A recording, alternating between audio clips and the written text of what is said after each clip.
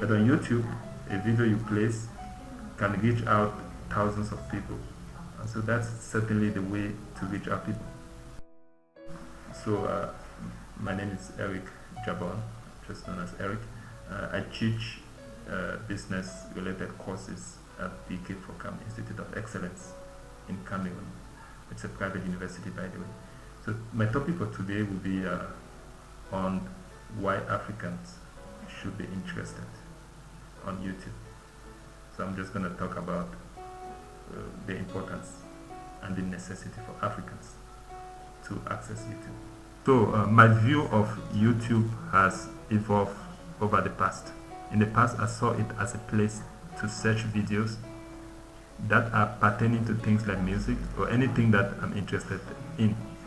I'm a lover of classic music, so I typically go there and just browse through to search videos and stuff like that. And I used to just find pleasure in doing that. And I also love animals, so from time to time I'll do an animal search.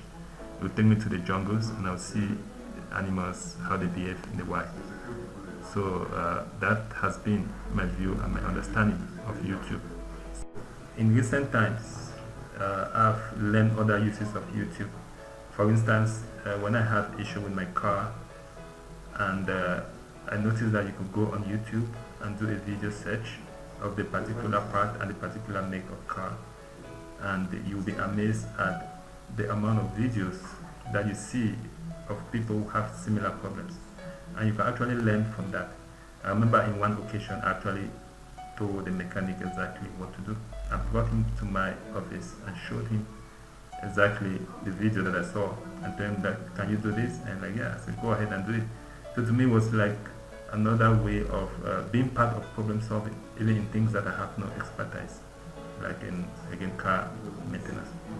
As an academician also, I do search videos on the courses I teach. For instance, the MIT that has free lectures online. You can get a quality lecture on any subject.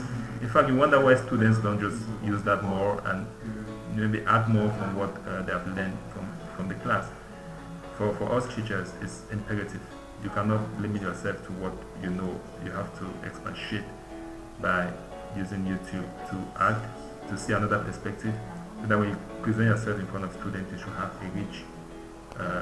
a rich set of information to present to them. So in that respect, I think there are a lot of things that we can get from YouTube. And besides, you can, as I said earlier, you can use it for leisure as well. You can, if you like music, you can even download music that come in a collection or whatever video it is. I also remember you can even get a certification based on videos you watch on YouTube. Believe me or not, if you want a certification, it will cost you quite a lot of money, like maybe $100, $200, and these are money that is typically people won't want to spend money like that to do a certification or take an online course. But you can go to YouTube with the chapter and you'll be able to follow similar courses and learn, teach yourself, train yourself just by videos on YouTube. Unfortunately, in Africa, we don't make use of this, not because of lack of motivation or lack of ambitions, but partly because we are restricted by the amount of access we have to internet. Internet is expensive and I would say precious. So people use it just for simple communications that don't require a lot of bytes and as such doesn't consume a lot of money. And if you happen to work somewhere where video is allowed, where you can have access to internet, then you are limited by the fact that you are only free at certain times at work. So during that time where you are free, you can use the video to your best advantage. So in order to get Africans interested in YouTube, which I believe again has a wide avalanche of knowledge on basically everything, is we have to find a way to make internet more affordable and then educate people on that.